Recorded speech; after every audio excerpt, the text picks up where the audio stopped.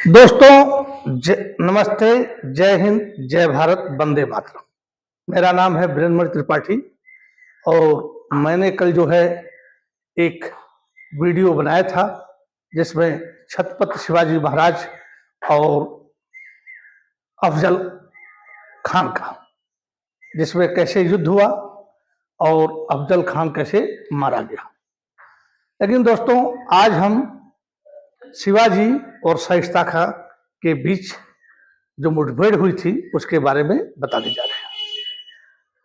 आप लोग सभी को पता है कि मुगल साम्राज्य का अंतिम आतताई शासक औरंगजेब था। औरंगजेब के दिल में यह थी कि मैं पूरे भारत पर शासन करूं। उत्तर भारत को तो उसने जीत लिया था, उसकी नजरों में दक्षिण भारत था जिसको दक्खन कहते हैं। दक्खन में एक बीजापुर का राज्य था जो स्वतंत्र था। वह चाहता था कि मैं बीजापुर को जीत लूं। औरंगजेब दक्खन में ही गया, 25 साल तक युद्धों में फंसा रहा, दक्खन में ही मर गया और उसकी कब्र भी दक्खन में ही बना दी गई। तो कब्र से पहले, क्योंकि औरंगजेब 1707 में मरा था फरवरी महीने में, तो उससे पहले 1659 की बात है, उसने अपने मामा शाइस्ता खां को दक्खन का सूबेदार बनाकर के भेजा और दक्खन में अहमदनगर जिले में उसका बड़ा लड़का मुअज्जम था। कहा जाओ उससे वहां का कार्यभार ग्रहण कर लो और उसको छुट्टी दे दो, क्योंकि शाइस्ता खां बड़ा विश्वास पात्र था। दक्खन के युद्धों में काफी उसने सफलता ली थी, औरंगजेब के साथ भी था। इसलिए औरंगजेब जानता था कि दक्खन का युद्ध जो है शाइस्ता खां को यदि हम सूबेदार बना देते हैं तो जीतने में आसानी होगी। अब दक्खन में जो बीजापुर था वहां का शासक आदिल शाह द्वितीय था। अब इनसे और उनसे युद्ध हो रहा था। उसी बीच में एक छोटे से प्रदेश, पूना का कुछ भाग, कोंकण का कुछ भाग, गोवा का कुछ भाग, कर्नाटक का कुछ भाग, छत्रपति शिवाजी महाराज जो है उस पर कब्जा किए हुए थे और वहीं से एक छापामार युद्ध लड़ते थे। बीजापुर से भी लड़ते थे और मुगल साम्राज्य औरंगजेब के भी सैनिकों से लड़ते थे। और पहाड़ियों में कब ये आ जाते थे, कब अटैक कर देते थे, कब मुगल सैनिकों को, बीजापुर के सैनिकों को मार देते थे, रसद लूट लेते थे, उनके हथियार लूटते थे, उनके जानवर घोड़े लूट लेते थे और फिर पहाड़ियों में भाग जाते थे। मराठे उन पहाड़ियों में इतना आसानी से दौड़ते हुए चले जाते थे और तंबाकू बनाते हुए चले जाते थे, ऐसे लगता था कि वो पहाड़ी पर नहीं समतल जमीन पर जा रहे हैं। लेकिन उसी एरिया में मुगल सैनिकों को चलना, एक तो रास्ता पता नहीं, इनके घोड़े ऊपर से नीचे से हर जगह से अभ्यस्त नहीं, ये भी जो है अभ्यस्त नहीं कि ऊंचाई पर घोड़ा जा रहा है तो कैसे संभले, कैसे दौड़ाए, और नीचे उतर रहा है तो हमको कैसे करना है। लेकिन जो मराठे सैनिक थे उनका तो रोज का अभ्यास था, उनका घर ही वही था, उनको कोई समस्या नहीं थी। शिवाजी क्या करते थे, कभी मुगलों पर आक्रमण करते थे, कभी आदिलशाही फौज पर करते थे, उनसे लूट लेते थे और धन अपने पास रखते थे और अन्य प्रदेश जीतने की वो कोशिश करते थे। जब शाइस्ता खां अहमदनगर जाता है, चार्ज ले लेता है, तो वह सोचता है कि सबसे पहले हम क्यों ना शिवाजी का ही खात्मा करते हैं। तो अहमदनगर से वह पूना के लिए रवाना होता है। रास्ते में जितने मंदिर मिलते हैं सबको ध्वस्त कर देता है, लूटपाट मचा देता है, गांव को जला देता है और स्त्री को पकड़ करके उनसे बलात्कार उसके सैनिक करते हैं, क्योंकि उसके पास लाखों की सेना होती है।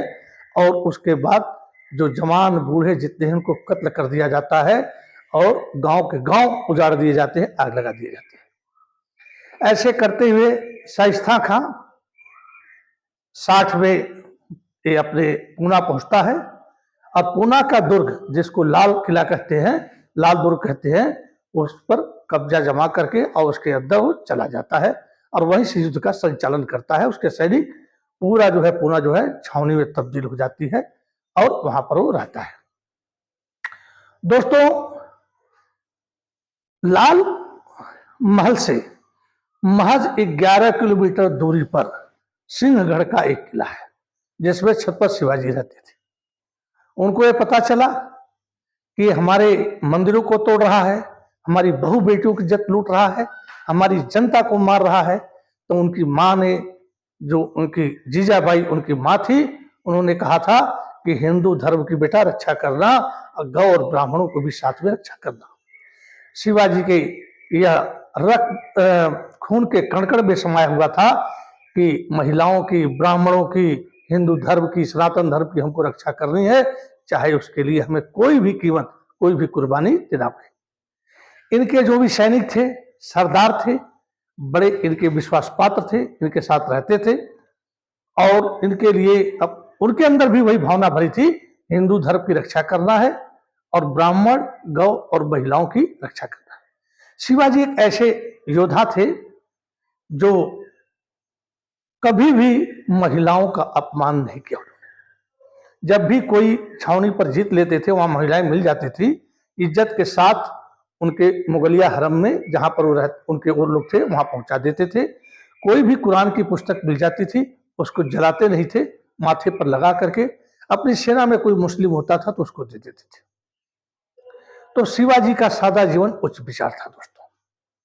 अब शिवाजी सिंहगढ़ के किले से सोचे कि हम कैसे जाएं और शाइस्ता खां को ऐसा सबक सिखाएं कि दोबारा ये पुणे के किले में न रहे, क्योंकि पुणे का जो किला था, लाल किला, लाल महल जो था, उसमें इनका बचपन बीता था। उस किले के हर कोने कोने, चप्पे चप्पे से ये वाकिफ थे। इन्होंने एक प्लान बनाया अपने मंत्रियों से। एक सेनापति को 1000 सैनिकों का कमांडर बनाया, दूसरे को 1000 सैनिकों का कमांडर बनाया और 400 सैनिकों का, जिसमें उनके विश्वास पात्र योद्धा चेमरा जी थे, उनको साथ ले किया। उन्होंने कहा कि आप लोग क्या कीजिएगा, तो लाल महल से कुछ किलोमीटर दूरी बाएं तरफ आप लोग पड़ाव डाल दीजिएगा और 1000 की जो दूसरी सेना थी उसको दूसरी तरफ, एक को लेफ्ट की तरफ और एक को राइट तरफ पड़ाव डाल दीजिएगा। जब भी कोई खतरा होगा तो आप जो है मदद के लिए आएगा, अटैक कीजिएगा। आज 400 सैनिक लेकर के शिवाजी चल देते हैं और कहां से, सिंहगढ़ के किले से। आते आते शाम हो जाती है, मुगल छावनी में प्रवेश कर रहे होते हैं, सैनिक रोक देते हैं। तो बोलते हैं आप कौन हैं, कहां से आए हैं? तो बड़ी चतुराई से कहते हैं हम दक्कन के सैनिक हैं और हमारी ड्यूटी जो है, हमारी नियुक्ति जो है यहाँ पर हुई है किले के लिए। अब उस जमाने में मोबाइल वगैरह तो था नहीं, कम्युनिकेशन का कोई साधन था नहीं। तो उन्होंने कहा सैनिक है तो ठीक है, जाओ अंदर। अंदर गए, किले के अंदर चले गए। किले के हर जगह से तो परिचित थे ही शिवाजी। एक कोने में अपने 400 सैनिक लेकर के जो है वो बैठ गए, रात होने का इंतजार करने लगे। उन्होंने क्या किया, अब उसमें से भी जो है, जब फिर एक प्लान बनाए कि देखिए मैं 200 सैनिक लेकर के शाइस्ता खां के हरम में मैं घुसूंगा और 200 सैनिक उसके हरम के बाईं तरफ और 100 सैनिक दाहिने तरफ रहेंगे। यदि उधर से कोई भागता है या कोई आकर के हमारे पर आक्रमण करना चाहता है तो उससे आप लड़ेंगे और उसको खत्म कर देंगे। जब रात हुई दोस्तों, तो आप जानते हैं हरम के बगल में रसोईया होता है, एक ऑफिस भी था। तो ये 12, क्योंकि रसोईया उसमें जगे हुए थे, खाने की तैयारी कर रहे थे, क्योंकि उसमें रमजान का महीना चल रहा था। मोहम्मदन लोग रमजान में रात भर खाते हैं और सुबह कुछ खाते नहीं है। तो भोर होने से, सूर्य होने निकलने से पहले लोग खा पी लेते हैं। तो रसोइये खाना बना रहे थे। शिवाजी अपने 200 सैनिकों के साथ जाते हैं और जो रसोइये हैं उनको मार डालते हैं। उसके बाद जहां इनका हरम था वहां पर सुरक्षा गार्ड थी और सुरक्षा गार्ड जिस कमरे में थी, उन्होंने बाहर से उसका जो दरवाजा था उसको बंद कर दिया और एक जगह गारे से जोड़ी हुई ईंट थी, वहां से हरम के लिए रास्ता जाता था। शिवाजी सब जानते थे कहां से कहां क्या है। तो वहां के उनके सैनिकों ने ईंट निकालना शुरू कर दी और इतनी ईंट निकाल दी, मतलब अपने कुल्हाड़ियों से या गैतियों से या नुकीलो चीजों से, सब्बल से, कि एक या दो आदमी के जाने के लिए रास्ता बन गया। सबसे पहले शिवाजी गए, फिर चवदा जी गए, उसके बाद धीरे धीरे इनके सैनिक अंदर आ गए। सैनिक 200 अंदर आ गए। आने के बाद शिवाजी को पता था कि शाइस्ता खां किस कमरे में सो रहा होगा, कौन सा हरम है। शाइस्ता के कमरे में चले जाते हैं और जैसे ही जाते हैं तैसे ही मतलब हरम की औरतें देखती इतने आदमी एकाएक आ गए, वो चिल्लाने लगती है। शाइस्ता खां जग जाता है और भागता है घबरा करके, क्योंकि कोई भी आदमी नींद में एकाएक आक्रमण सुने, चाहे कितना भी बहादुर हो, कुछ समय के लिए उसका जो है माइंड जो है डिस्टर्ब हो जाता है, कॉमन सेंस का गोल हो जाता है। वो हरम की तरफ भागा और बेगमों के बीच में छुप गया। वो जानता था कि शिवाजी जो है एक ऐसे व्यक्ति हैं जो हरम में प्रवेश नहीं करेंगे और औरतों को हाथ नहीं लगाते। लेकिन उनका एक आदमी जो था वह शाइस्ता खां को बेगमों के बीच में पहचान गया, बोला राजे ओ रहा शाइस्ता खां। शिवाजी तलवार लेकर के चले। वहीं पर एक खिड़की थी बड़ी सी। इसने क्या किया कि अब जो है खिड़की पर हाथ रख करके कहा कि मैं उधर कूद जाऊं। तो जैसे ही और तब तक शिवाजी ने जो है जोर से तलवार मारी। उनके तलवार भी लंबे होते थे दोस्तों। तो जहां पर इसने हाथ रखा था वही गर्दन पर तो इसको नहीं लगी, लेकिन वो तलवार आकर इसके हाथ पर लगी, इसकी उंगलियां कट गई और शाइस्ता खां उधर कूद गया और अंधेरे में भाग गया। और तब तक हरम की औरतें शोर मचाने लगी, मारकाट बढ़ गया। अब छत पर शिवाजी के सैनिक उजेले का लाभ लेकर के और न मार सके, हरम की औरतों ने लाइट को बंद कर दिया। जो बाहर सेना थी, जो 100 इधर थी 100 उधर थी, वो वहां पर एक बाजा बजाने वाला केंद्र था, जो राजा महाराजा के समय में बाजा बजाए जाते हैं भोर में उठने के लिए। उनके पास चली गई सेना और जाकर के तलवार के नोक पर बोले कि जोर जोर से ड्रम बजाओ। उन्होंने जोर जोर से ड्रम बजाना शुरू कर दिया, जिससे कि जो चिल्लाहट है, मार है, काट की आवाज जो है बाहर न जाए। लेकिन तब तक कितना शोर हो चुका था कि मुगलिया सेना जो है अलर्ट होने लगी। इन्होंने तलवार चला दिया था। इनको नहीं पता शाइस्ता खां उधर गिर गया था, अंधेरा हो गया था, कि उसकी गर्दन कटी, कि उसकी पीठ कटी, कि उसकी अंगुली कटी। फिर शिवाजी ने जो है अपने सैनिकों को कहा कि अब यहां से निकल चलो। जैसे निकलने का समय हुआ, इनके जो है 1000 सैनिक लेफ्ट में और जो राइट में थे, उन्होंने मशालें जला ली। और कोई लोग कहते हैं कि वहां पर गाय और बैल रख दिए थे, उनके सींगों में मशाल बांध दिए थे और जैसे सिग्नल हुआ उनमें आग लगा दिए, उनके सींगों में जो मशाल था। अब वो जानवर हिलाने लगे। ये जो इनके मुगलिया सेना थी, यह सोची कि शिवाजी के जो सैनिक जो है वही खड़े हैं, और उनके जो हजार सैनिक थे अंधेरे का लाभ उठा करके वहां से खसक लिए। और ये जब दौड़ करके पहुंचे तो वहां पर देखते हैं गाय और बैलें हैं, जानवर हैं, बाकी कोई आदमी नहीं है, क्योंकि सेना उधर उनको भ्रमित करने के लिए मशाल जला दिए। तो बहुत इनको मौका मिल गया और शिवाजी आराम से वहां से निकल गए। उसके बाद सुबह जो जसवंत सिंहगढ़ से और पूना के किले में रास्ते में जो 11 किलोमीटर की दूरी पड़ती है, 10,000 सैनिक लेकर के बैठे हुए थे। ये जब सिंहगढ़ से चले तो इनकी सेना से छुपते छुपाते जंगलों से होते हुए हर एक रास्ता ये जानते थे कि मुझे किधर से जाना है, और जसवंत सिंह की सेना जो जोधपुर के महाराज थे, उनकी सेना कहां पर है, वहां पर पहुंच गए थे।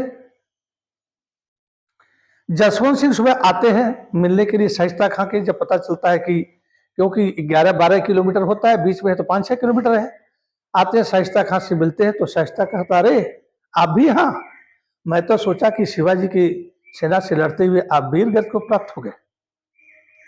तो जसवंत सिंह कुछ बोलते नहीं है। उसके बाद औरंगजेब को जब ये बात पता चलती है तो आग बबूला हो जाता है और इसको वापस बुला लेता है, कोई कहता है। और उसके बाद जब औरंगजेब पास जाता है तो औरंगजेब इससे बहुत नाराज होता है और एक सजा के तौर पर इसको बंगाल का सूबेदार बना देता है, क्योंकि बंगाल केंद्र से बहुत दूर था। जिनको सजा देनी होती थी, जिस सरदार को जो मस्ती मारने लगते थे या उसके पैमाने पर खड़े नहीं आते थे, उनको जो है बंगाल ही प्राण हो देता था। शाइस्ता वहीं गया। फिर जीवन भर पूना महाराष्ट्र दक्कन में नहीं आया और अपनी पूरी उम्र जी करके वहीं पर वह खत्म हो गया, मतलब मृत्यु को प्राप्त हुआ। और उसके बाद ये तो दोस्तों, ये हमारे छत्रपति शिवाजी महाराज एक छोटी सी टुकड़ी लेकर के, जैसे एक सिंह होता है ना, सिंह बड़े से बड़े हाथियों को झुंड पर भी अटैक कर देता है, गायों को झुंड पर अटैक कर देता है, भेड़ों के झुंड पर अटैक कर देता है। मतलब सिंह डरता ही नहीं है, अकेला होकर के 200-250 किलो का होता है और 10-10 हजार किलो के हाथियों के झुंड पर अटैक कर देता है, पंजा मार देता है, उसके ऊपर चढ़ जाता है, उसका मस्तक फाड़ने लगता है।